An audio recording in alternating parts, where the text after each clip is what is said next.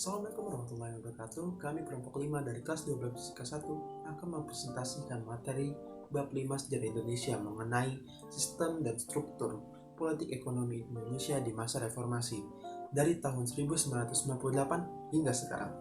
Sebelum kami memulai presentasi, kami ingin memperkenalkan diri kami masing-masing terlebih dahulu kepada kalian semua. Dimulai dari saya. Perkenalkan, nama saya Raffi Pranaja, absen 27. Perkenalkan, saya Naka Mardika Kusuma, absen 23. Saya Nur Azkia Mujahidah, absen 25. Perkenalkan, nama saya Mugni Ohiril Arbi Asari, absen 26. Saya Rahmat Zakia Tunisa, absen 29. Karena kami telah memperkenalkan diri kami masing-masing, maka sekarang saatnya kita untuk presentasi mengenai bab 5 sejarah Indonesia. Selamat menyaksikan. Krisis moneter, politik, hukum, dan kepercayaan. Yang pertama ada krisis moneter. Krisis moneter yang melanda Thailand pada awal bulan Juli 1997 menjadi awal mula peristiwa yang menguncang nilai tukar mata uang di negara-negara di Asia seperti Malaysia, Filipina, Korea, dan bahkan Indonesia. Nilai tukar rupiah yang awalnya 2.500 rupiah per US dollar terus mengalami kemerosotan. Hal ini mendorong Presiden Soeharto untuk meminta bantuan kepada IMF atau International Monetary Fund. IMF memberi persyaratan kepada pemerintah Indonesia yakni melakukan pembaruan kebijakan-kebijakan, terutama kebijakan ekonomi. Salah satu syaratnya yaitu adalah menghentikan subsidi dan menutup 16 bank swasta. Namun hal ini tidak menyelesaikan masalah yang kemudian pemerintah Indonesia melakukan intervensi pasar melalui Bank Indonesia. Sayangnya, kebijakan ini tidak mampu membendung nilai tukar rupiah yang terus merosot.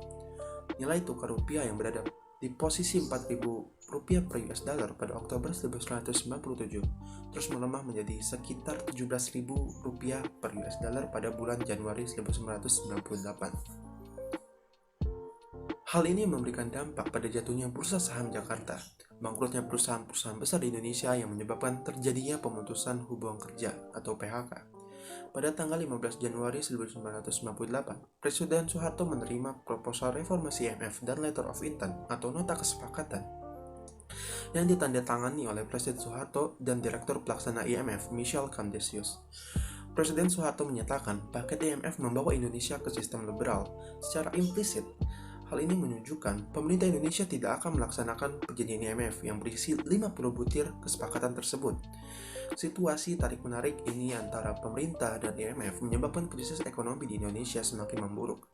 Pada saat krisis semakin mendalam, muncul ketegangan-ketegangan sosial dalam masyarakat. Pada bulan-bulan awal 1958, di sejumlah kota terjadi kerusuhan anti-Cina. Kelompok ini menjadi sasaran kemarahan masyarakat karena mereka mendominasi perekonomian di Indonesia. Kemudian krisis politik. Krisis politik yang terjadi pada tahun 1998 merupakan puncak dari berbagai kebijakan politik pemerintahan Orde Baru.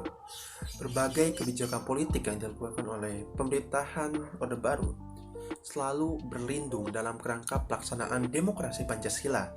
Namun yang sebenarnya terjadi adalah untuk mempertahankan kekuasaan Presiden Soeharto dan kroni-kroninya, yang artinya demokrasi yang dilaksanakan pemerintahan Orde Baru bukanlah demokrasi yang semestinya, melainkan demokrasi semu atau demokrasi rekayasa.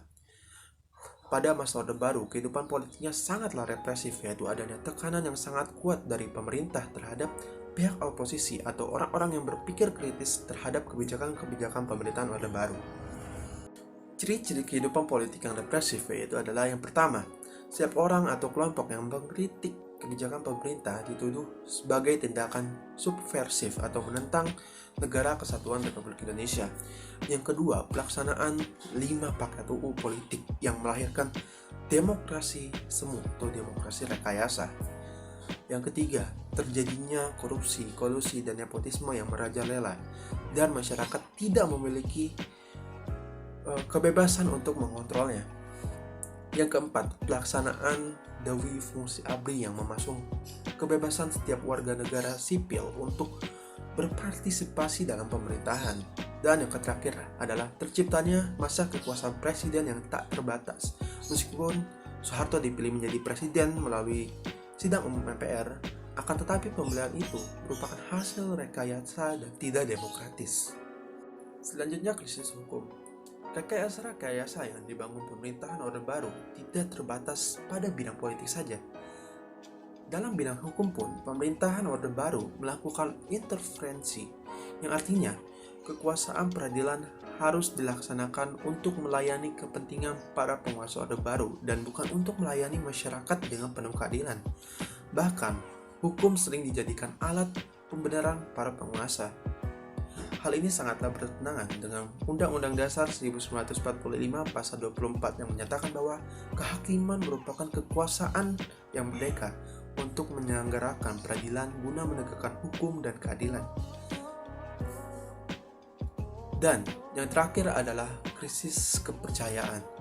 Krisis multidimensional yang melanda bangsa Indonesia telah mengurangi kepercayaan masyarakat terhadap kepemimpinan Presiden Soeharto.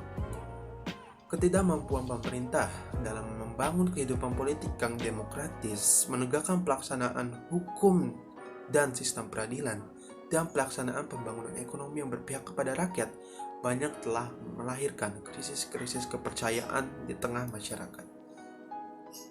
Nah, di sini saya akan membahas tentang tuntutan dan agenda reformasi. Nah, pada saat itu Gerakan Mahasiswa Indonesia tahun 1998 adalah puncak gerakan mahasiswa dan gerakan rakyat untuk demokrasi pada akhir dasawarsa 1990-an di Indonesia.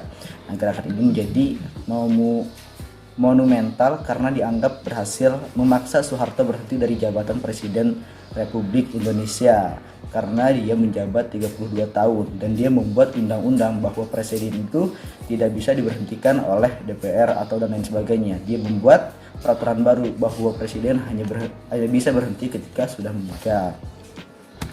Nah, terus juga ada gerakan ini mendapatkan momentum saat krisis moneter melanda Indonesia sejak pertengahan tahun 1997 dan puncaknya 98. Nah, namun para analis asing menyoroti percepatan gerakan pro-demokrasi setelah peristiwa 27 Juli 1996. Nah, disebut juga peristiwa Kuda Tuli. Nah, pada tahun 1998 Soeharto kembali dipilih oleh MPR untuk menjabat sebagai Presiden Republik Indonesia. Nah, lalu selanjutnya naik B.J. Habibie dan terus ada lagi agenda reformasi yang menjadi tuntutan para pemerintahan. Maksud saya tuntutan menjadi tuntutan para mahasiswa dan masyarakat untuk beberapa hal seperti mengadili Soeharto dan kroni-kroninya, melaksanakan amandemen 1945, menghapus dwifungsi ABRI, melaksanakan otonomi daerah seluas-luasnya, menegakkan supermen hukum dan menciptakan pemerintahan yang bersih dari korupsi, kolusi dan nepotisme. Nah, terus pada saat ini juga Indonesia benar-benar sangat rugi sekali, sangat menderita sekali karena nilai rupiah turun. Nah, pembentukan atau krisis keuangan Asia pada bulan Mei 1998, Indonesia mengalami pukulan terberat krisis ekonomi yang menerpa kawasan Asia Timur, Asia Selatan, dan Asia Tenggara. Nah, meningkati inflasi dan pengangguran menciptakan penderitaan di mana-mana. Ketidakpuasan terhadap pemerintahan zaman Orde Baru, kabinet penggunaan dan merajalela korupsi juga meningkat. Terus ada sekilas info juga bahwa pada masa itu pejabat-pejabat di zaman Soeharto sangat kaya raya karena bisa dibilang pada zaman Soeharto korupsi paling banyak, paling besar pada masa Indonesia dari zaman 1945 sampai sekarang ini. Nah, makanya pada saat itu pejabat-pejabat pada masa Soeharto sangat jaya, sangat kaya keuangan dan tanahnya di mana-mana. Nah, terus selanjutnya kompleks Parlemen Republik Indonesia dan gedung-gedung DPRD adalah tempat di mana demokrasi itu dilaksanakan. Nah, itu menjadi tujuan utama mahasiswa dari berbagai kota di Indonesia. Nah, organisasi mahasiswa yang mencuat pada saat itu di antara lain Forum Komunikasi Sehat Mahasiswa Jakarta atau bisa disingkat dengan FKSMJ dan Forum Kota. Nah, meskipun salah satu agenda perjuangan mahasiswa yaitu menuntut lengsernya Soeharto berhasil, tapi beberapa pihak menilai agenda reformasi belum tercapai. Nah, gerakan mahasiswa ini mencakup tragedi Trisakti yang menewaskan 4 orang mahasiswa yang dianggap sebagai pahlawan reformasi. Nah, Setelah Soeharto mundur, kekerasan terhadap rakyat dan mahasiswa masih terjadi, yang antara lain mengakibatkan tragedi Semanggi yang berlangsung hingga 2 kali. Turunnya mengakibatkan tragedi Semanggi, Soeharto mulai babak baru dalam kehidupan bangsa Indonesia, yaitu era reformasi. Saya Nur Azkia Mujahidah, absen 25, ingin menjelaskan tentang Indonesia pada masa pemerintahan B.J. Habibie. Akan ada 3 yang saya jelaskan, yaitu pada bidang ekonomi, pada bidang manajemen internal ABRI, dan pada bidang politik. Yang pertama, yaitu pada bidang ekonomi, yaitu reformasi ekonomi untuk atasi krisis. Pada periode pemerintahan B.J. Habibie ini dikenal sebagai masa transisi dari krisis ekonomi ke proses pemulihan. Pada masa ini, pemerintah menerapkan reformasi kebijakan ekonomi di sejumlah faktor guna memulihkan kepercayaan publik yang merosot akibat krisis. Lalu kebijakan-kebijakan B.J. Habibie pada bidang ekonomi yaitu yang pertama, menekan laju inflasi dan gejolak moneter. Yang kedua, membekukan operasional Bank Umum Nasional, Bank Modern, dan Bank Dagang Nasional Indonesia. Yang ketiga, yaitu melikuidisasi 38 bank swasta, 7 bank diambil alih pemerintahan, dan 9 bank mengikuti program rekapitulasi. Lalu kebijakannya pada bidang moneter ini yaitu mengendalikan jumlah uang yang beredar, menaikkan suku bunga sertifikat Bank Indonesia menjadi 70%, dan menerapkan bank sentral independen. Lalu kebijakannya pada perbankan yaitu menerbitkan obligasi seharga 650 triliun untuk menalangi perbankan dan menutup 38 bank dan mengambil alih 7 bank. Lalu kebijakannya pada bidang fiskal yaitu membatalkan sejumlah proyek infrastruktur, menghentikan perlakuan khusus bagi mobil nasional, dan membiayai program jaring pengaman nasional. Lalu kebijakannya pada bidang korporasi yaitu merestrukturasi utang swasta lewat skema Indonesia Debt Restructuring Agency atau INDRA dan Prakarsa Jakarta. Lalu melarang praktik monopoli bagi Bulog dan Pertamina. Lalu selanjutnya pada bidang manajemen internal ABRI, yaitu kebijakan-kebijakannya adalah pemisahan Polri dari ABRI, perubahan staf sosial politik menjadi staf teritorial, likuidasi staf karyawan, pengurusan fraksi ABRI di DPR dan DPRD 1 atau 2, dan pemutusan hubungan organisatoris dengan Partai Golkar dengan mengambil jarak yang sama dengan perpol yang ada. Lalu yang terakhir adalah kebijakannya pada bidang politik. Yang pertama adalah pembebasan tahanan politik, yang kedua meningkatkan kebebasan pers, yang ketiga pembentukan parpol dan mempercepat pemilu dari tahun 2003 ke tahun 1999, yang keempat penyelesaian masalah Timur Timur, yang kelima pengusutan harta kekayaan Soeharto dan kroni-kroninya, yang keenam pemberian gelar pahlawan reformasi kepada 4 korban tragedi Trisakti. Lalu selanjutnya masa pemerintahan Abdurrahman Wahid. Masa reformasi di bawah pemerintahan Gus Dur. Pemerintahan Kiai Haji Abdurrahman Wahid atau Gus Dur menjadi harapan setelahnya diganti Habibie yang dimulai pada tahun 1999 hingga 2001. Pemerintahannya dianggap cukup kontroversial, namun membawa nilai persatuan di dalam kemajemukan suku dan agama. Pemerintahan Gus Dur mengalami banyak kemajuan yang berarti di Indonesia. Di antaranya adalah Gus Dur mendukung pluralisme dan toleransi. Hal tersebut dilihat dari umat Tionghoa Konfusius yang boleh merayakan Tahun Baru Imlek, memberikan nama Irian Jaya menjadi Papua, membatalkan ketetapan MPRS pada tahun 1996 yang menyatakan tentang pelarangan Marxisme dan komunisme. Pemerintahan Gus Dur sama seperti pemerintahan Habibie yang diliputi dengan berbagai kerusuhan seperti kondisi sosial yang bergejolak, gerakan separatis, kerusuhan antar etnis dan agama. Lalu solusi yang ditawarkan pada masa pemerintahan Gus Dur adalah dengan melakukan dialog. Namun, masih banyak yang melakukan konflik bersenjata, salah satunya karena tidak melibatkan kemerdekaan Aceh. Kebijakan Abdurrahman Wahid yang tidak kalah berpengaruh juga dapat dilihat dari dipisahkannya dari militer dan ABRI, tidak lagi menjadi entitas tunggal. Pada masa pemerintahannya, ia secara kontroversial memberhentikan Wiranto pada Februari 2000 karena harus bertanggung jawab atas kerusuhan pasca referendum Timor Timur.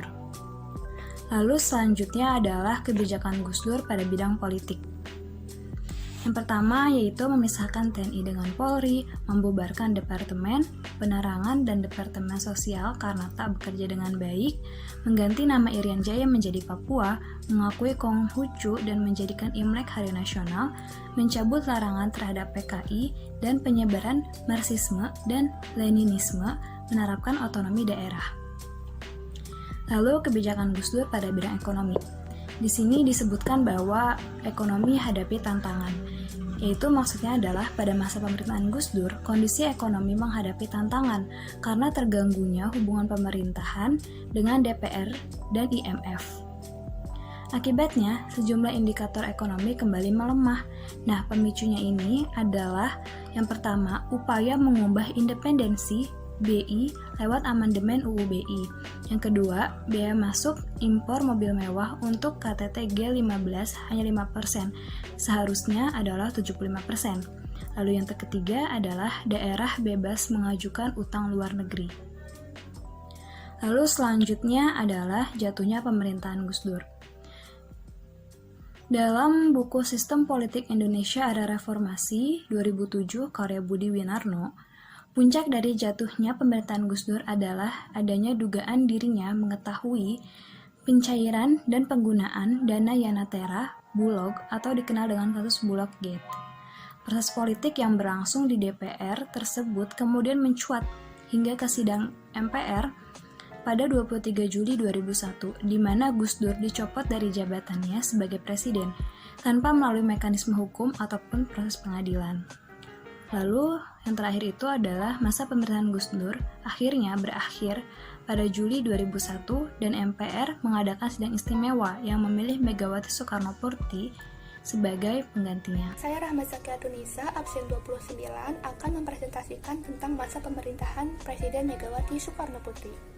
Jadi Presiden Megawati Soekarnoputri memulai tugasnya sebagai Presiden kelima Republik Indonesia dengan membentuk Kabinet Gotong Royong. Nah, Kabinet Gotong Royong ini memiliki 5 agenda utama. Yang pertama, menghapus KKN atau korupsi, kolusi, dan nepotisme. Yang kedua, menyelamatkan rakyat dari krisis yang berkepanjangan. Yang ketiga, meneruskan pembangunan politik. Yang keempat, menerapkan supremasi hukum dan menciptakan situasi sosial kultural yang kondusif untuk memajukan kehidupan masyarakat sipil. Dan yang kelima, meningkatkan keamanan dan hak asasi manusia. Nah, pada masa pemerintahannya, terdapat berbagai peristiwa penting dan juga berbagai kebijakan yang dikeluarkan, seperti yang pertama, reformasi di bidang hukum dan pemerintahan. Reformasi di bidang hukum dan pemerintahan diawali dengan adanya amandemen Undang-Undang Dasar 1945 yang dilakukan oleh MPR pada 10 November 2001. Nah, bagian-bagian penting terkait dengan amandemen ini diantaranya seperti perubahan tata cara pemilihan presiden dan wakil presiden yang dipilih langsung oleh rakyat dan mulai diterapkan pada pemilu 2004. Selanjutnya ada juga pembatasan wewenang MPR, kesejajaran kedudukan antara presiden dan DPR, lalu kedudukan DPD, ada juga penetapan APBN yang diajukan oleh presiden, dan penegasan wewenang BPK. Selain itu, ada juga penegasan bahwasanya kekuasaan kehakiman merupakan kekuasaan yang independen. Di samping itu, pemerintah juga melakukan reformasi di bidang pers, seperti mengeluarkan Undang-Undang Pers dan Undang-Undang Penyiaran. Yang kedua, yakni reformasi di bidang ekonomi. Reformasi di bidang ekonomi ditandai dengan adanya TAP MPR RI nomor 4/MPR/1999 tentang garis-garis besar haluan negara atau GBHN 1999 sampai 2004. Nah, sesuai dengan amanat GBHN bahwasanya arah kebijakan penyelenggaraan negara haruslah dituangkan dalam program pembangunan nasional atau Propenas 5 tahun yang ditetapkan oleh Presiden bersama dengan DPR. Yang ketiga, yakni masalah disintegrasi dan kedaulatan wilayah. Nah, tidak meratanya pembangunan serta ketidakadilan pembagian hasil sumber daya alam berujung pada keinginan beberapa wilayah untuk memisahkan diri dari NKRI. terutama bagi beberapa provinsi yang kaya akan sumber daya alam, tapi mereka hanya mendapatkan sedikit dari hasil sumber daya alam yang mereka miliki, seperti Provinsi Nanggroe Aceh Darussalam dan juga Provinsi Papua. Nah, upaya pemerintah untuk mengatasi persoalan tersebut diantaranya seperti berdasarkan Undang-Undang Nomor 1B Tahun 2001 dan Undang-Undang Nomor 21 Tahun 2001, bahwasannya Provinsi Nanggroe Aceh Darussalam dan Provinsi Papua akan menerima sebesar 70% dari hasil pertambangan minyak bumi dan gas alamnya. Selain itu, pemerintah juga melakukan kunjungan kerja ke Banda Aceh pada 8 September tahun 2001 serta mensosialisasikan Undang-Undang Nomor 18 tahun 2001 tentang otonomi khusus Provinsi Nanggroe Aceh Darussalam. Nah, tidak sampai di situ, upaya pemerintah untuk menjaga keutuhan NKRI diuji kembali dengan adanya sengketa status Pulau Sipadan dan juga Pulau Likitan dengan pemerintah Malaysia. Sebenarnya sengketa ini tuh sudah berlangsung sejak lama dan pemerintah Indonesia sudah memperjuangkan statusnya sejak sekitar tahun 1997.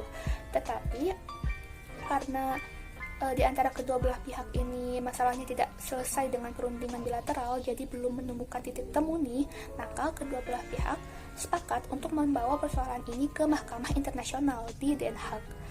Tapi sayangnya Mahkamah Internasional memutuskan bahwasanya Pulau Sipadan dan Pulau Likitan ini jatuh ke tangan Malaysia, jadi merupakan bagian dari negara Malaysia. Nah, terlepasnya kedua pulau ini secara langsung menunjukkan bahwasanya diplomasi luar negeri Indonesia kala itu masih lemah, karena berhadapan dengan negara orang lain juga masih lemah gitu, terutama saat adanya sengketa perbatasan antar negara tetangga. Selanjutnya yang keempat yakni desentralisasi politik dan keuangan. Nah, terkait dengan hubungan antara pemerintah pusat dan juga pemerintah daerah, pemerintah pada masa Megawati ini melanjutkan kebijakan otonomi daerah yang telah dirilis pada tahun 1999 serta mengeluarkan Undang-Undang Nomor 2 Tahun 1999 tentang perimbangan keuangan pusat daerah. Nah, sebenarnya otonomi daerah ini merupakan isu yang penting karena semenjak berakhirnya Orde Baru, beberapa masyarakat di beberapa daerah mulai menunjukkan ketidakpuasannya kepada sistem pemerintahan dan juga kekuasaan wewenang pemerintah pusat. Nah, oleh karena itu, pemerintah berupaya untuk mendukung pelaksanaan otonomi daerah ini dengan mengeluarkan beberapa undang-undang, seperti Undang-Undang Nomor 12 Tahun 2003 tentang pemilu DPR, DPD, DPRD, lalu Undang-Undang Nomor 22 Tahun 2003 tentang susunan kedudukan MPR, DPR, DPD, DPRD, dan juga Undang-Undang Nomor 23 Tahun 2003 tentang pemilihan presiden dan wakil presiden.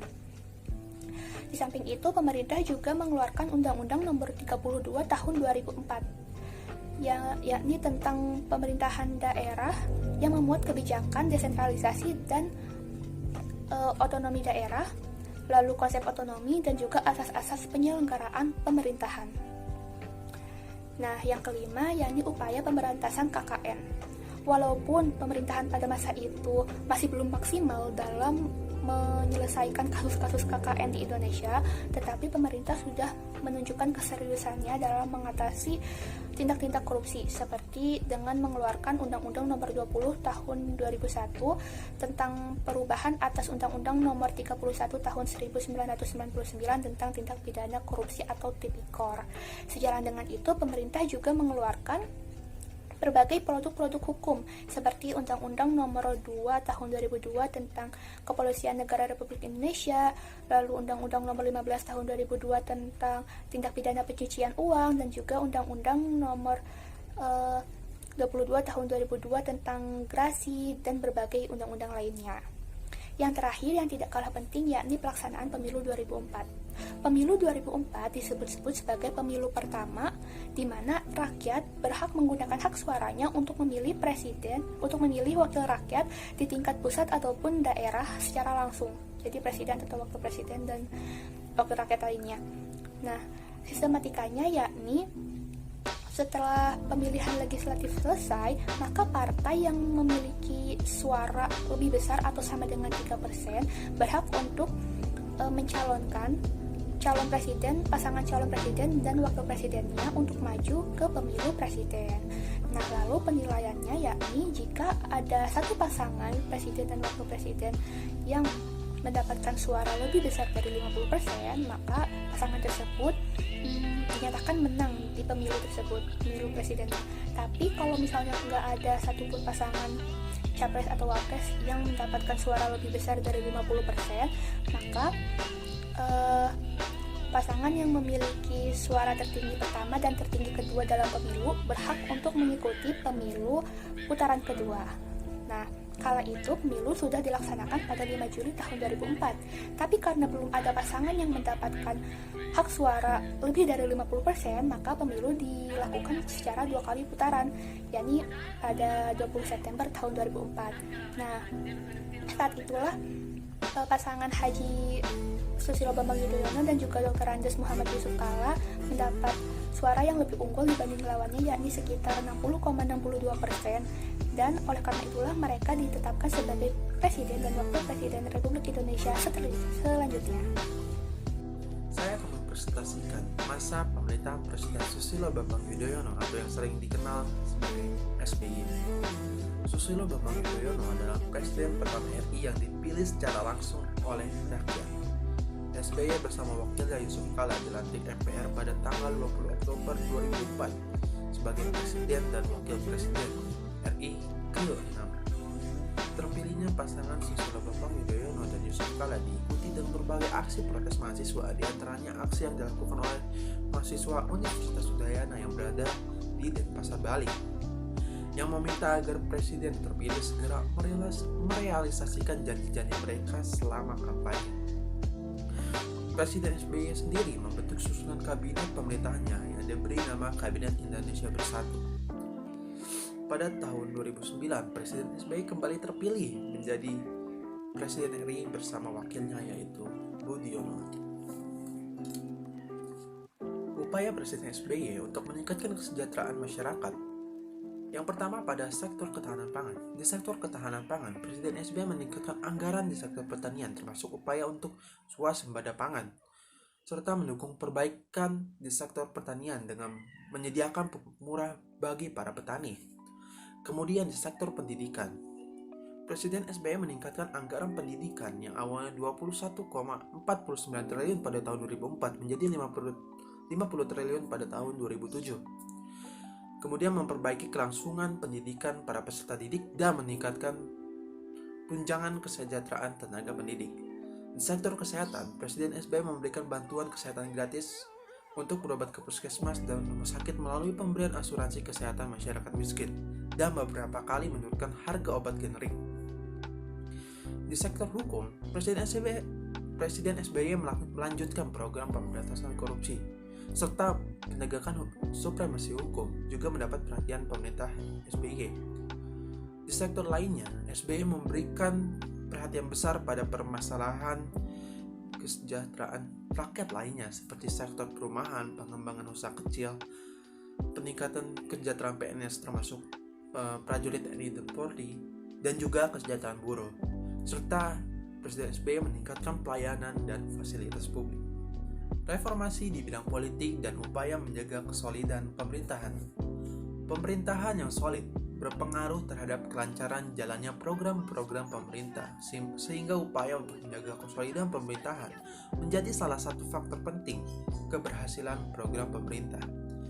Salah satu cara menjaga kesolidan pemerintahan yaitu dengan menjaga kesolidan koalisi. Upaya yang dilakukan SBY dalam menjaga kesolidan koalisi adalah dengan membentuk sekretariat gabungan atau sering disebut dengan Setgab antara Partai Demokrat dengan partai-partai politik lainnya yang mendukung SBY yang bertujuan untuk menyatukan visi dan misi pembangunan agar arah koalisi berjalan seiring dengan kesepakatan bersama. Sejalan dengan upaya menjaga kesolidan pemerintahan Presiden SBY juga melanjutkan reformasi politik, yaitu seperti menerapkan otonomi daerah dengan cara mengurangi wewenang pemerintah pusat dan memperluas wewenang pemerintah daerah dilakukan secara proporsional dan seimbang. Kemudian mengupayakan reformasi birokrasi yang mengedepankan aspek transparansi, partisipasi, dan akuntabilitas demi menciptakan good governance. Dan untuk membangun komunikasi yang efektif dengan masyarakat, pemerintah memaksimalkan penggunaan media sosial seperti SMS online dan Twitter. Upaya untuk menyelesaikan konflik dalam negeri. Yang pertama ada konflik Aceh.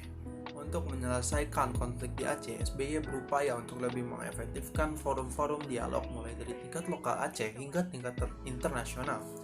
Di tingkat internasional, upaya tersebut menghasilkan Geneva Agreement atau kesepakatan penghentian permusuhan atau Cessation of Hostilities Agreement atau KOHA, dan melakukan pendekatan langsung dengan masyarakat Aceh melalui kunjungan yang dilakukan ke Aceh pada tanggal 26 November 2004. Pada saat kunjungan, Presiden SBY menekankan pentingnya penerapan otonomi khusus di Aceh sebagai sebuah otonomi yang luas serta berupaya untuk membicarakan amnesti dengan DPR bagi anggota GAM atau Gerakan Aceh Merdeka, seraya menekankan bahwa solusi militer tidak akan menyelesaikan masalah di Aceh secara permanen.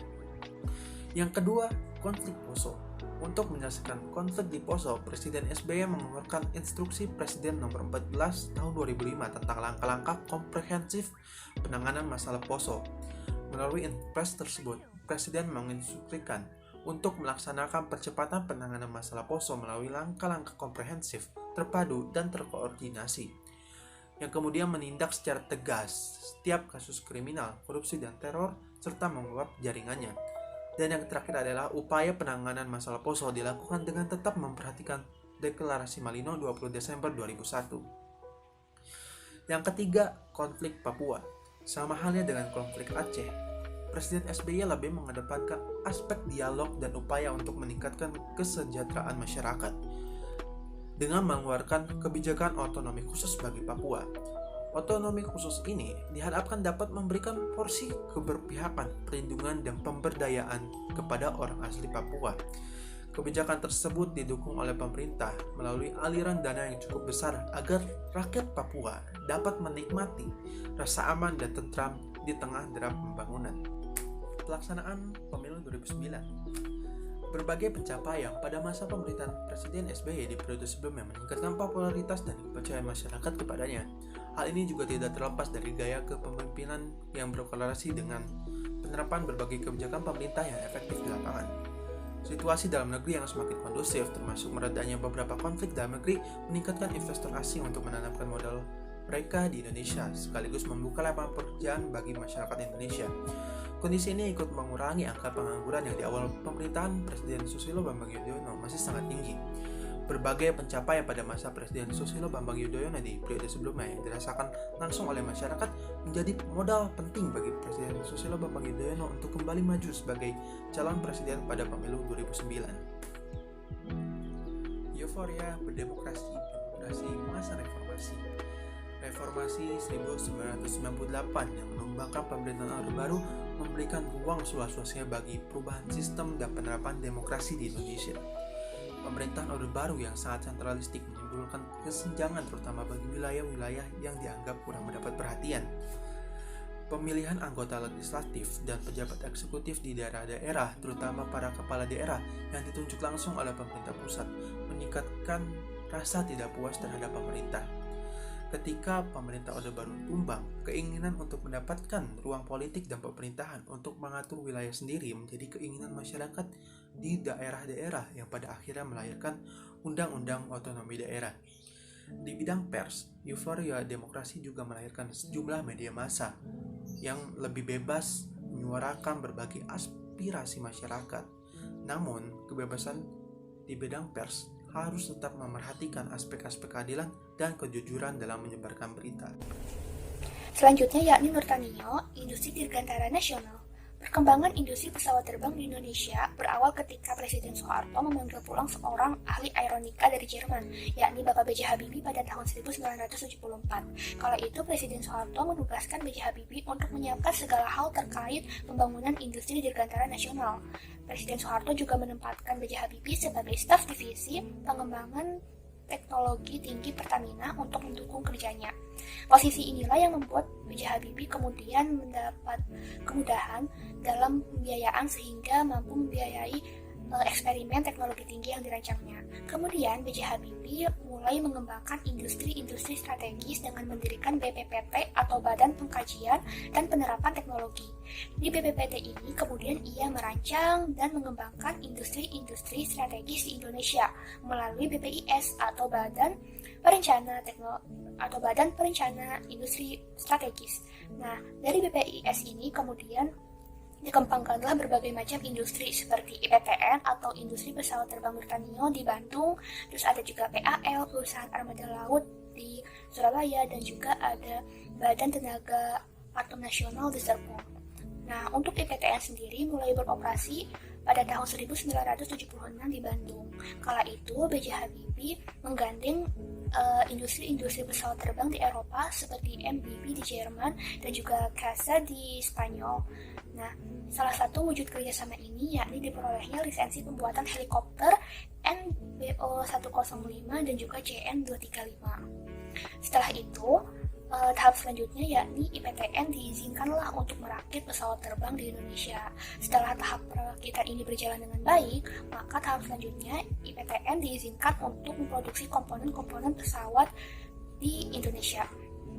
Nah, salah satu pencapaian IPTN yakni IPTN berhasil memproduksi berbagai jenis pesawat terbang seperti NC212-100, ada juga helikopter NBL 412, lalu ada NAS 332 Super Puma, ada juga CN234, CN235, N250, dan juga N2130.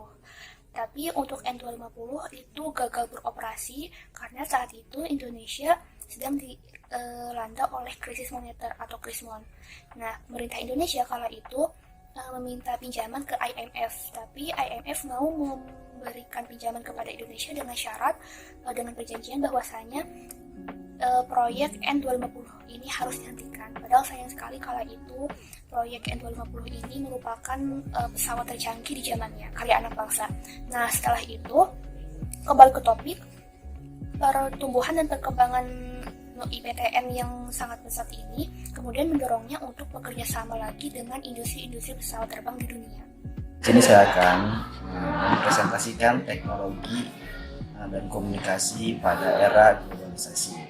Yaitu yang pertama teknologi. Teknologi merupakan metode ilmiah untuk mencapai tujuan praktis, yaitu pengetahuan, terapan atau keseluruhan sarana untuk menyediakan barang-barang yang diperlukan bagi kelangsungan dan kekayaan hidup manusia. Nah, pada zaman serba canggih ini, apalagi zaman pandemi ini, teknologi sangat dibutuhkan karena kita dituntut untuk berjaga jarak, dituntut untuk selalu di rumah saja. Makanya teknologi yang sangat-sangat penting pada era globalisasi ini, khususnya pada zaman pandemi ini, harus bisa dimanfaatkan sebaik mungkin. Sangat disayangkan sekali orang zaman sekarang kalau misalnya kurang update, terus gaptek gagal teknologi. Nah, itu jangan sampai kita menjadi salah satu orang seperti itu. Terus ada pun macam-macam teknologi. Yang pertama yaitu teknologi komunikasi. Nah, teknologi komunikasi ini sangat penting bagi kita semua di zaman pandemi, karena dengan komunikasi kita bisa berbagi informasi walaupun kita di rumah saja. Terus yang kedua ada teknologi pangan. Seperti yang kita ketahui bahwa saat ini kita tidak repot-repot lagi gitu untuk membuat beras, untuk membuat makanan-makanan yang istilahnya yang mewah gitu. Kalau dulu kita harus menggunakan proses yang sangat lama dan proses yang sangat sulit. Di zaman sekarang ini banyak teknologi, banyak alat-alat yang serba canggih, dan itu bisa memudahkan kita untuk bisa membuat makanan-makanan yang enak sesuai khas daerahnya masing-masing. Terus yang ketiga yaitu ada teknologi konstruksi, dan yang keempat ada teknologi pendidikan. Salah satunya yang paling ajib adalah ruang guru. Nah, ini adalah teknologi pendidikan yang sayang sekali bila mana kalau misalnya kita tidak bisa memanfaatkan itu sebaik mungkin, karena itu semua sangat bermanfaat bagi kita dengan adanya teknologi pendidikan ini. Terus ada krisis, brainly, kalau misalnya itu dimanfaatkan dengan nilai-nilai positif itu akan berdampak baik juga terhadap diri kita.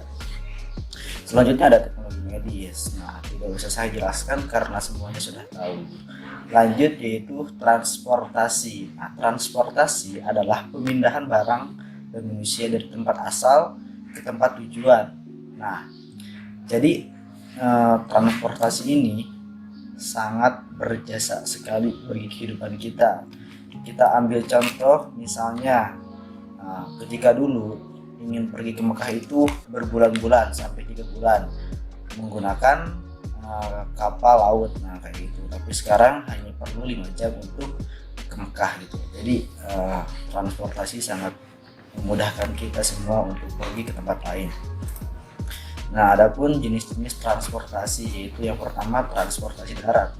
Nah, dipilih berdasarkan faktor-faktor jenis dan spesifikasi kendaraan, jarak perjalanan tujuan, ketersediaan alat transportasi ukuran kota, dan faktor sosial ekonomi. Contohnya yaitu yang pertama ada motor, mobil, terus kereta api, gerobak tarik, hewan, dan lain sebagainya.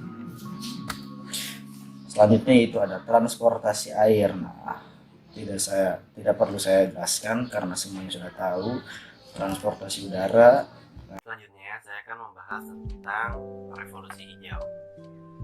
Nah, apa sih revolusi hijau itu? Revolusi hijau merupakan sebuah usaha dalam mengembangkan teknologi pertanian yang bertujuan untuk meningkatkan produksi pangan. Revolusi ini dengan kata lain mengubah pertanian yang sebelumnya menggunakan teknologi tradisional menjadi pertanian dengan teknologi modern.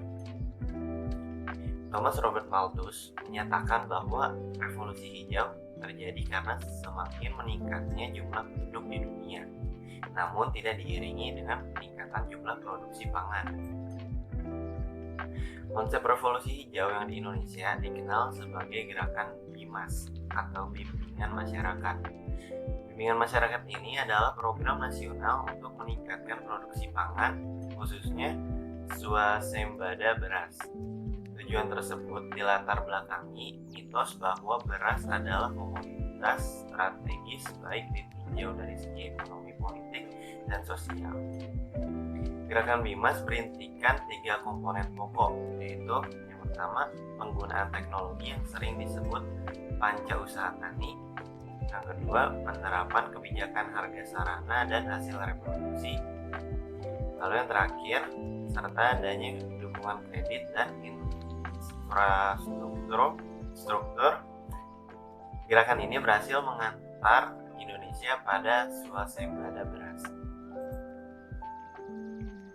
Nah, revolusi hijau di Indonesia pada masa Orde Baru, tepatnya sejak dilaksanakannya Pelita I di tahun 1969, revolusi hijau diterapkan dan fokus pada peningkatan hasil pertanian atau beras. Pelaksanaannya ada 4 program. Ada intensifikasi pertanian, ekstensifikasi pertanian, diversifikasi pertanian, dan rehabilitasi. Yang pertama saya akan membahas tentang intensifikasi pertanian. Intensifikasi pertanian ini diterapkan dalam bentuk panca usaha tani, yakni pemilihan bibit unggul, pengaturan irigasi, pemupukan, teknik pengolahan tanah, dan pemberantasan hama. Lalu ekstensifikasi pertanian. Langkah ini merupakan perluasan area pertanian yang sebelumnya belum dimanfaatkan. Contohnya itu seperti pemanfaatan hutan, lahan gambut, atau padang rumput untuk digunakan sebagai lahan pertanian. Lalu yang ketiga ada diversifikasi pertanian. Diversifikasi pertanian ini dapat dikatakan pengalokasian sumber daya pertanian ke beberapa aktivitas lainnya yang menguntungkan, baik secara ekonomi atau lingkungan. Contohnya menanamkan beberapa jenis tanaman dalam satu lahan atau memelihara beberapa hewan ternak dalam satu kandang. Lalu yang terakhir ada rehabilitasi. Rehabilitasi ini merupakan sebuah usaha meningkatkan hasil pertanian dengan cara memperbarui segala hal terkait pertanian. Misalnya, memperbaiki sawah tak ada hujan menjadi sawah irigasi. Lalu, apa sih dampak dari revolusi hijau? Yang pertama ada dampak positif dari revolusi hijau, yakni meningkatkan hasil pertanian, khususnya padi. Hal inilah yang membuat Indonesia mampu melakukan swasembada beras pada tahun 1979 dan 1985. Pada 2 tahun tersebut, Indonesia berhasil meningkatkan produksi pangan sampai 49%. Sekalipun pada tahun-tahun setelahnya, keberhasilan swasembada beras ini tidak terulang lagi.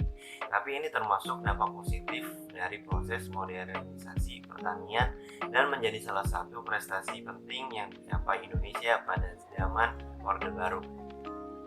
Lalu, dampak positif dari revolusi hijau ini juga berpengaruh pada sistem perekonomian. Hasil pertanian sebagian diperjualbelikan dan mendapatkan uang. Uang yang mengalir ke perdesaan kemudian menghidupkan ekonomi di tingkat lokal, terutama di beberapa desa yang pada saat itu masih belum mengenal sistem uang. Melalui gerakan revolusi hijau, beberapa desa tersebut akhirnya mengenal sistem uang. Nah, di revolusi hijau ini tentu saja ada dampak negatifnya juga. Nah, ini yang pertama, penurunan produksi protein dikarenakan pengembangan serealia sebagai sumber karbohidrat tidak diimbangi pengembangan pangan, sumber protein, dan lahan peternakan diubah menjadi sawah. Lalu yang kedua, penurunan keanekaragaman hayati. Lalu penggunaan pupuk terus-menerus menyebabkan ketergantungan tanaman pada pupuk. Lalu yang keempat, penggunaan pestisida menyebabkan munculnya hama strain baru yang resisten. Lalu ada petani yang terlibat hutang untuk membayar paket program intensif pertanian. Selanjutnya saya akan membahas tentang dampak perkembangan teknologi. Nah, dampak dari perkembangan teknologi ini tentu saja ada sangat banyak, baik itu dampak positif dan dampak negatif. Yang pertama saya akan membahas tentang dampak positif dari perkembangan teknologi itu sendiri. Yang pertama, dapat memudahkan untuk mencari informasi. Lalu yang kedua, dapat menambah teman ataupun rekan kerja. Yang ketiga, dapat menambah penghasilan. Yang keempat, dapat meningkatkan SDM. Yang kelima, menambahkan sikap kreatif, inovatif, dan produktif. Dan yang keenam, dapat memudahkan komunikasi. Lalu dampak negatif dari perkembangan teknologi ini, yang pertama, maraknya pergaulan bebas di usia dini. Lalu yang kedua, cenderung bersikap individualitas atau sibuk dengan gadget. Lalu yang ketiga, menyebabkan penurunan daya akomodasi mata. Lalu yang keempat, mengikuti gaya tren atau budaya asing tanpa disaring dahulu. Lalu yang kelima, maraknya sara. Dan yang keenam, banyak kejahatan merasuki pengguna teknologi. Sekian presentasi dari kelompok kami, kurang lebihnya mohon maaf. Semoga video ini dapat membantu kalian dalam mempelajari sistem dan struktur politik ekonomi Indonesia di masa reformasi. Terima kasih. Wassalamualaikum